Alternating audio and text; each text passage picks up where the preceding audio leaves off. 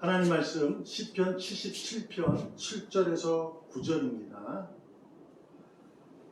제가 읽겠습니다. 시편 77편 7절. 주께서 영원히 버리실까? 다시는 은혜를 베푸지 아니하시리까? 그의 인자하심은 영원히 끝나는가? 그의 약하심도 영구히 패하였는가? 하나님이 그가 베푸실 은혜를 잊으셨는가?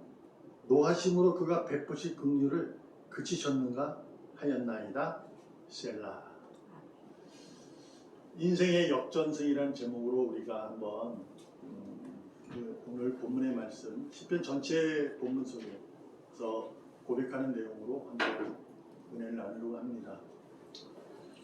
승빈이 축구 좋아하니까 펠레 스코어가 몇 대 몇? 3대2입니다. 3대2.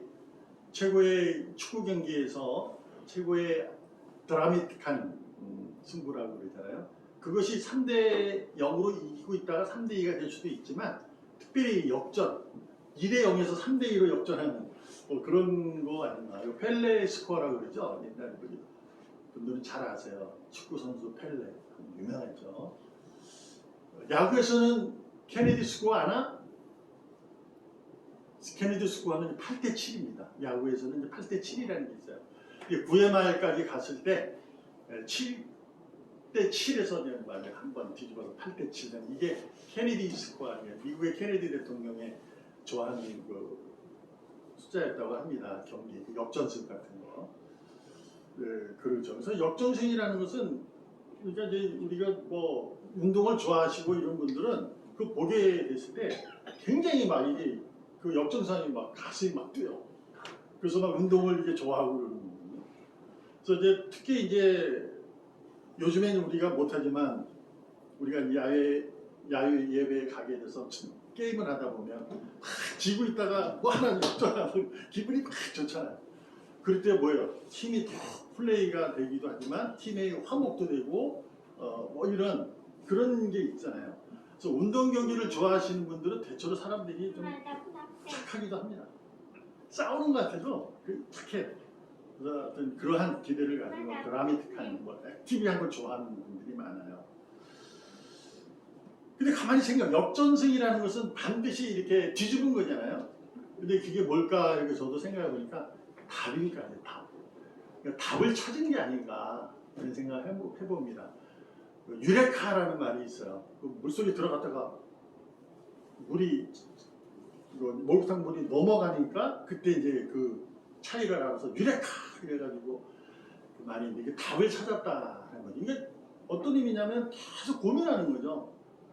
고난이고 힘들고 답을 못 찾고 어떻게 해야 될지 모를 때 유레카 답을 찾았을 때 그게 역전 같아요. 네, 그런 게 아닌가 싶은 생각을 하게 됩니다. 그래서 오늘 시편 기자가 우리 지금 7절 9절의 고백을 들어봤을 때 전체적인 내용에서는 아닌데 여기서는 이제 그렇게 고백을 해요.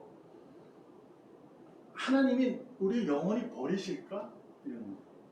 그러니까 너무 힘든 거예요 지금. 그러니까 하나님의 손길이 없는 것 같이 느껴지는 거예요. 또 버릴 것 같을까? 은혜를 베푸지 않을까? 않는 건 아닐까? 뭐 이런 거예요. 영원히 끝났는가? 하나님의 사랑이? 약속이 정말 영원하다 그랬는데 없어진 건 아니야? 뭐 이런 거.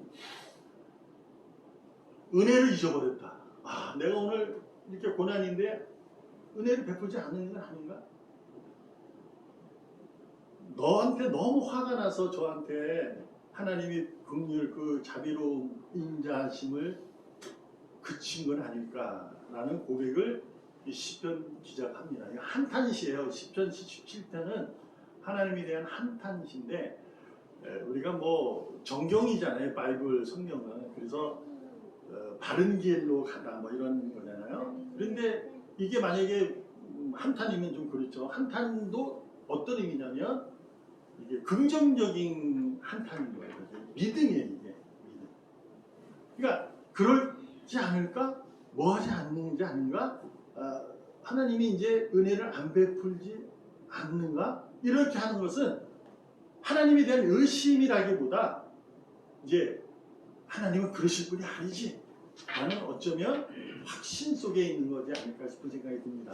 왜 그러냐면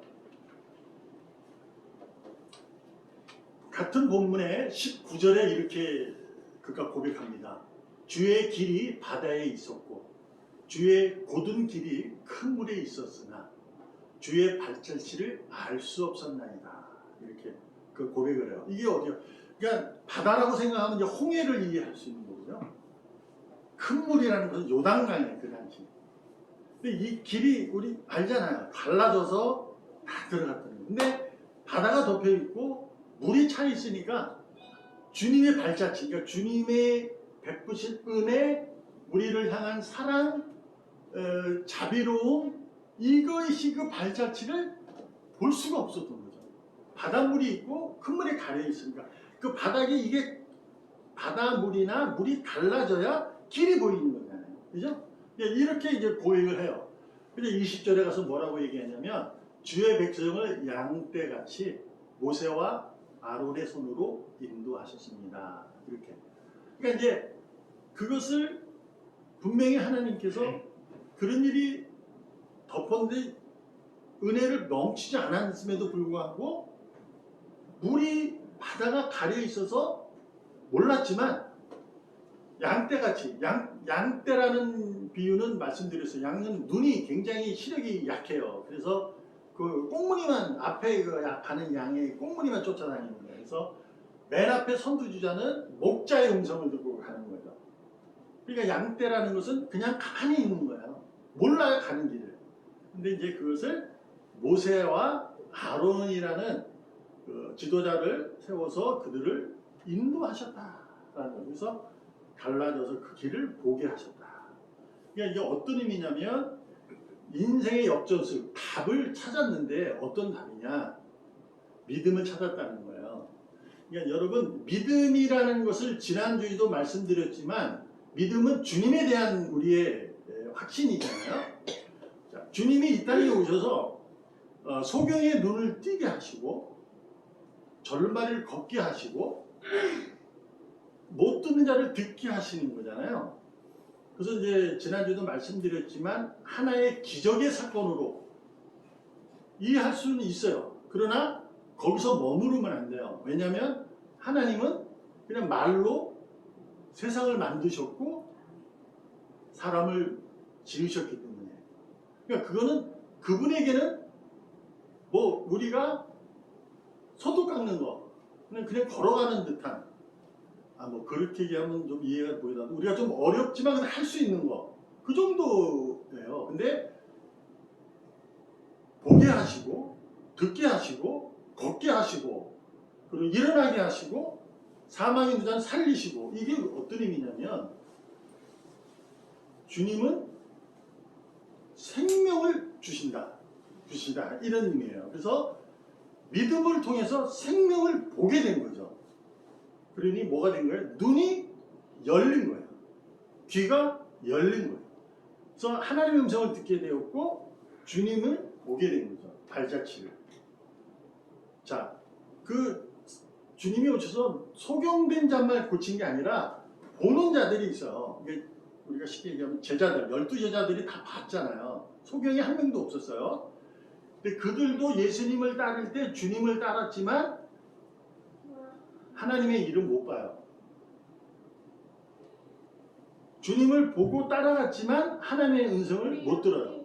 파란색이 없어요. 못 들었잖아요. 그러니까 예수님이 잡혀서 십자가에 달리니까 도망을 가버린 거예요. 뭐가 없는 거냐면 믿음이 없는 거예요. 그 믿음. 그러니까 이건 그들이 귀가 열리지 않고 눈이 보지 못해서 주님을 따랐지만 그 따름은 주님에 대한 어떤 믿음이잖아요. 주님에 대한 확신? 뭐 이런 거예요. 그걸 따라가요. 근데 결국 그들은 도망을 갔잖아요. 뭐가 없는 거냐? 믿음이 없는 거예요. 이해 안 되죠. 근데 이게 어떤 의미냐면 우리가 생각하는 믿음은 그냥 확신소, 확률적인 거예요. 그러나 하나님에 대한 믿음은 절대적인 겁니다. 그래서 주님께서 그의 눈을 열지 않으면, 귀를 열지 않으면 보지도 못하고 듣지도 못해요.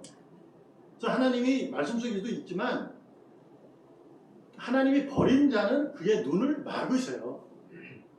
귀를 막아버려요. 못 들어요. 죽어도. 그래서 우리가 요한계시록에 보면 들을 귀가 있는 자가 들으라 이렇게 말씀하는 거거든요. 그러니까 귀는 다 듣는 거잖아요. 누구나. 근데 전제가 뭐냐면 들을 귀가 있는 자가 들으라요. 우리가 모든 것이 이제 삶 속에 살다 보면 다 내가 듣고 보고 알고 그래서 내가 믿는다고 생각하는 거죠. 또 내가 신앙생활을 그렇게 하고 할 수 있다고 생각해요. 그렇지 않아요. 신앙생활 내가 교회에 발걸음을 옮겨 교회에 성인에서 왔어. 그래도 믿음이 없는 사람이 있어요. 오해하시면 안 돼요. 이걸 잘 여러분과 제가 잘 이해하셔야 돼요. 그래서 지난주도 말씀드렸지만 믿음이라는 수치가 여러분이 하나님이 온전하게 하시는 거거든요. 끝까지. 그래서 우리가 믿음의 수치가 제자들보다 적을 수 있어요. 도망갔던 제자들보다. 도망갔던 제자들은 50%였을지도 몰라요. 근데 우리는 30%일지도 몰라요. 그래서 어떻게 해요? 두렵고 떨림으로 믿음의 수치를 올려가셔야 돼요. 거기에 절대적으로 필요한 게 뭐냐면 겸손입니다. 여러분 성령의 9가지 열매에서 겸손은 없어요. 단어 자체가. 전체적인 그 성령의 9개 열매의 근거가 겸손이에요. 그게 죽으심이라는 거죠. 하나님인데 죽는 거. 이거는 겸손이 아니면 이뤄낼 수가 없어요. 그 기독교의 신앙은 겸손입니다. 그러니까 30%에서 40%, 70% 올라가는 것은 시작이 근거가 겸손이어야 돼요. 그러니까 들으셔야 돼요. 봐야 돼요. 성경에도 뭐라고 그래요? 빨리 들으라 이러잖아요. 근데 말은 천천히 하라. 근데 이게 모든 사람들의 관계 속에서도 안 들어요. 왜? 내가 가진 생각이 있잖아요. 내가 하는 일이 옳기 때문에 상대방 얘기는 안 들어요. 그래서 말을 천천히 하는 거 빨리 해요. 그럼 뭐가 돼요? 안 돼요, 이게 대화가. 그래서 끊어지는 거예요. 출애굽 14장 13절 잘하는 거예요. 한번 다 같이 한번 읽어보겠어요. 이건 다 같이 한번 읽어봅니다. 시작. 모세가 백성에게 이르되 너희는 두려워 말고 가만히 서서 여호와께서 오늘 너희를 위하여 하시는 구원을 보라. 너희가 오늘 본 애굽 사람을 영원히 다시 보지 아니하리라. 아멘. 애굽 사람 영원히 다시 보지 못하리라. 저 애굽이라는 나라, 이집트 나라가 있어요, 없어요? 있잖아요. 근데 왜 이런 얘기가? 그거는 이제 지금 이 상황이 어디에요? 홍해 앞에 있잖아요. 그때 다스렸던 그 애굽 사람들, 그 사람들을 다 쳐버리신다는 거예요. 그러니까 누구냐? 쫓아왔던 자들 있잖아요. 잡으려고 했던 이스라엘 민족들을 잡으려고 했던 자를 수장시켜버린 거예요. 전체를. 그러니까 그런 의미고 애굽이라는 나라를 없앤 게 아니고 그 당시에 이스라엘 민족들을 하나님이 인도하는데 잡으려고 했던 무리들 보지 못한 말이에요. 여러분 이게 다 아실 거예요. 여기서 중요한 단어가 제가 자주 설교했는데 가만히 서서예요. 자, 앞에는 홍해예요. 뒤에는 애국 군사가 와요. 지금 자기가 처한 상황은 급박해요. 죽음이에요. 앞으로 갈 수도 없어요.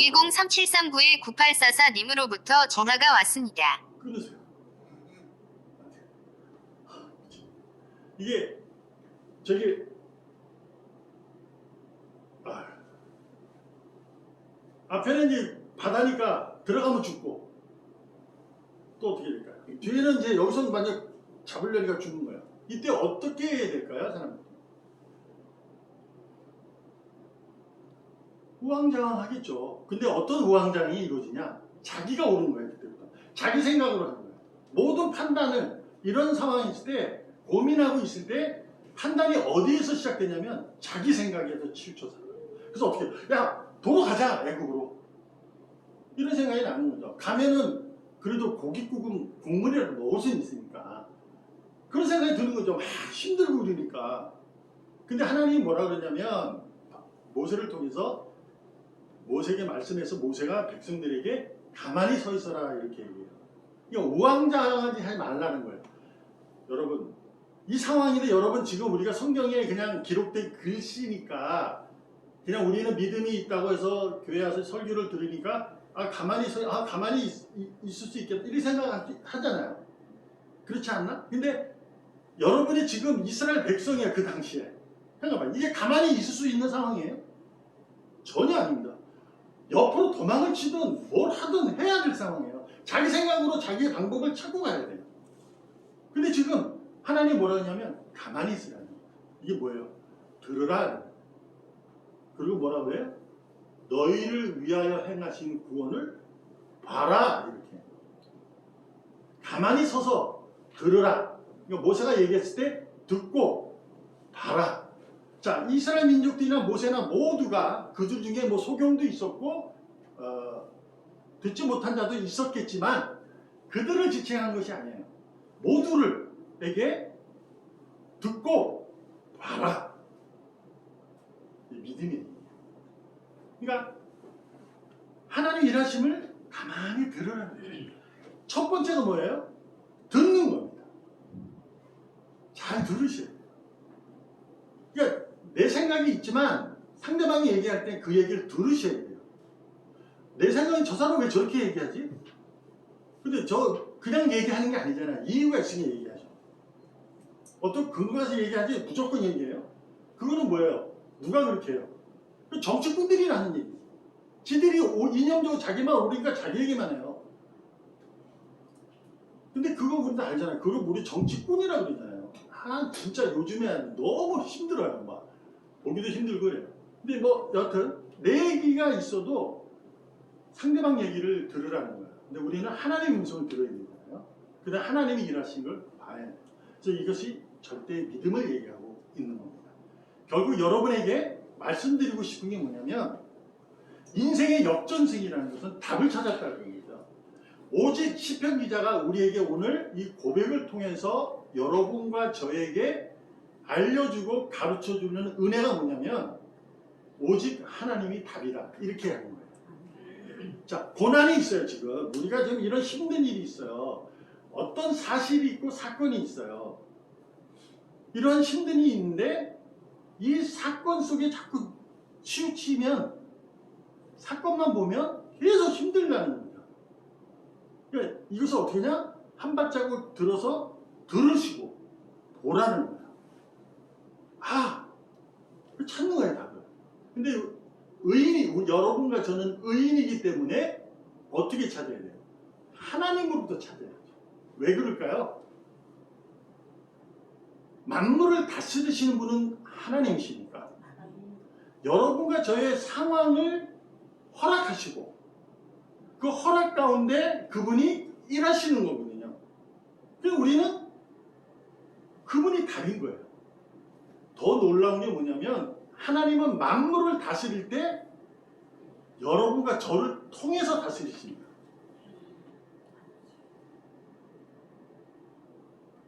여러분과 제가 그만큼 위대한 사람들이에요. 하나님께서 너무 사랑하는 사람이에요. 그래서 우리를 통해서 하나님이 일하시는 거예요.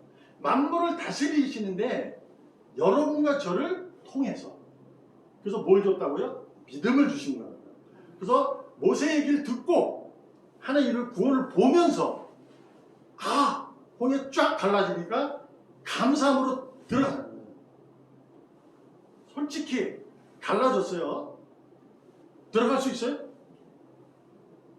생각해봐요. 갑자기 물이 갈라졌어. 그러면 들어가면 그게 물이 갑자기 덮을 수도 있는 의심이 들어야 안 들어요. 갑자기 갈라졌으니까 갑자기 엎어질 수도 있는 거잖아요. 근데 거기를 들어간다니까. 이게 왜냐? 듣고 봤기 때문에. 그래서 가는 거예요. 더 놀라운 게 있어요. 건너가요. 듣고 봤으니까. 근데 쓴물을 만나니까 또 안 듣고 또 안 봐요. 이게 뭐냐? 하나님은 만물을 다스리셔서 그분의 손아귀에 있지만 여러분과 저를 통해서 다스리는 거예요. 근데 그 다스림의 주계 매개체가 믿음이에요. 근데 믿음은 해서 그들이 바닷길을 건넜지만 쓴물을 만나니까 다시 안 듣고 안 봐요. 뭐가 없는 거예요? 믿음이 적은 거죠. 수치죠, 믿음이. 그러니까 믿음이, 여러분 내가 교회 다니는 믿음이 왕창 있는 것 같죠? 전혀 아닙니다. 저도 마찬가지예요. 저도 어떨 땐 짜증나고 화도 내고 왜 이런 일이 나한테 벌어지지? 이런 생각이 들 때가 엄청 많아요. 근데 이 모든 게 하나님 허락하신 거잖아요. 근데 그 사실이 나한테 왔는데 이게 너무 힘든 거예요. 근데 이게 하나님 선물이라고 생각할 수 있어요? 쉽게? 아니잖아요. 화나잖아요. 그러니까 뭐라 그러지? 시편 기자처럼 하나님 날 버리신 건 아니야? 은혜를 저기 한 건 아니야? 당연한 거 아니에요? 근데 그것이 그가 고백하잖아요. 20절에 19절 20절에 내가 주님의 발자취를 알지 없었기 때문이다. 믿음이 적어서 그런다. 뭐 때문에? 고난 때문에. 고난이라는 개념이 어디에 있는 거냐? 만물에 있는 거예요. 하나님 만물을 다스려요. 근데 만물을 우리를 통해서 다스려요. 근데 고난이 왜 와요? 내가 만물을 다스리지 못하고 그 만물에 내가 다스림을 받기 때문에. 그래서 여러분과 제가 삶에 살아가다가 고난이 오는 것은 하나님이 막으시는 결과예요. 사랑해서. 그래서 뭐라 그래요? 사도들이. 구원은 너무 기쁜 것이다. 이게 소식이잖아요. 복음. 근데요, 동시에 고난이 그리스도와 같이 옵니다. 주님 때문에 오는 거예요. 믿음 때문에. 고난을 받는 거예요. 그러니까 기쁨이 있는데 고난도 함께 한다. 근데 그 다음에 뭐라냐면 고난 중에 가장 큰 위로 하나님의 위로가 너희와 함께 한다. 그래서 뭐라 그래요? 사도들이. 고난도 기꺼이 기뻐하라. 이렇게 되는 거죠. 그러니까 우리가 삶의 내용 속에 힘듦이 있었을 때 쉽게 어느 누가 감사합니다. 아, 내 이 고난은 너무 좋은 거네요. 이렇게 말할 수 있는 사람은 오직 이 세상에 없습니다. 주님도 처음에는 이 잔을 안 마시고 싶어요. 그랬잖아요. 이 사람의 심정을 내변한다고 우리가 이해할 수밖에 없고 신학적 논리로 설명할 수밖에 없어요. 왜냐하면 하나님인데 그러면 안 되잖아요. 그러니까 근데 이게 성경에 기록되어 있으니까 하나님 입장에서 이해를 하다 보면 그렇게밖에 이해가 안 돼요. 아, 사람의 심정을 얘기하는구나. 결국 여러분과 저와 같은 입장이에요. 지금 십자가라는 고난은 내게 지금 당장 내 앞에 올 거예요. 와요. 그러면 힘든 거죠. 막 괴로운 거예요. 이 잔을 좀 안 마시면 안 돼. 근데 뭐라고 해요? 내 뜻이 아닙니다. 아버지 뜻대로 하세요. 왜요? 만물에 이끄시면 하나님이시고 그 만물에 이끄시기 구원의 기쁨을 나누게 하고 이루어지게 하는 것은 나를 통해서 의를 통해서 이루시기 때문에 거예요. 그래서 하나님은 여러분과 저에게 최대의 관심을 가지시고 가장 보배롭고 귀한 존재라 하시며 내가 솔직히 그러한 짜증, 시기, 분노, 질투하는 그 상황에서도 하지 마라 하시지만 그건 죄다 하시지만 우리의 연약함을 아시기 때문에 그걸 자주 말씀하면서 믿음의 수치가 점점 올라오기를 원하시고 만들어 가시는 거예요. 그러니까 여러분과 제가 오늘도 인생의 역전성을 기대하는 사람이라면 믿음의 수치를 한 단계 올라오셔야 합니다. 근데 더 놀라운 게 뭐냐면 이미 여러분과 저는 역전승을 한 자들이에요. 왜 그럴까요? 생명이 있잖아요. 우리는 이 생의 육신의 생명이 끝나도 생명의 부활을 약속된 자들이에요. 이미 우리는 인생의 역전승을 한 자들이에요. 그러니까 했는데 지금 아니잖아. 고난도 있잖아. 근데 그거 뭐예요? 역전승을 가진 자, 소유한 자로 이걸 믿음을 가지고 여러분과 지금 제가 있는 자리에서 그래서 언제나 어디서나 무엇하든지 이렇게 나오는 거거든요. 거기서 여러분이 그 자리에서 역전승을 소유한 자로 그 내가 벌어진 그 험난한 상황, 힘든 상황에서도 아, 주님이 답이시지 라는 답을 찾으려고 애쓰고 노력하셔야 돼요. 분노 있고 시기 있고 다툼이 있고 그럴지라도 그것을 애씀과 노력으로 이렇게 누르셔야지. 그래서 믿음이 더 올라가는 거죠. 조성주 얼마 있다가 제대해? 8개월 남았어? 야 금방 가네? 너는 금방 안 갔지? 하지만 그 8개월이라는 것은 성주한테는 힘든 일이야. 근데 어떻게 해? 겪어야 되잖아. 그 뭐 하면서 겪을 거야? 군대생활 잘하면서, 그지? 바로 그거죠. 그게 애씀이고 노력이에요. 군생활이 8개월 남았어요. 힘들어요. 그 사건을 보면 힘만 들어. 근데 이것을 힘들어. 이것만 하면 안 되고 이걸 어떻게 해? 애써야죠. 내가 군생활을 잘해야지. 좀 더 잘해야지. 잘 듣고 너 고참도 이제 네 후배도 많겠다. 야. 승빈이는 이제 승빈아 너는 제야. 너는 예비역이잖아. 근데 생각도 안 납니다. 그러니까 이걸 자꾸 그 상황 속에서 그걸 이겨내는 거야. 이게 S가 노력이에요. 그래서 애써야 되고 노력하는 거예요. 공부도 마찬가지 아니에요? 여러분의 인생의 삶의 직장이나 사업도 다 마찬가지잖아요. 어떤 인생이 평화로워요? 어떤 인생이 하나도 험난한 인생이 없는 사람이 어디 있어요? 다 있잖아요. 근데 거기서 뭐예요? 그럴지라도 뭐예요? 애쓰잖아요. 노력하잖아요. 뭐가 있기 때문에. 직장에서 하는 사람은 한 달에 받는 월급이라는 것이 있기 때문에 그걸 가지고 그 힘든 일이 있어도 그걸 애쓰고 노력하면서 그걸 가는 거잖아요. 해도 듣지만 주님은 콕콕 하는 거야. 아닙니다. 죄송합니다. 뭘 보는 거예요? 월급 나. 콕 하는 거야. 장사는 뭐야? 와서 사람들이 얼마나 갈고요. 여러분 장사를 해본 사람은 알아요.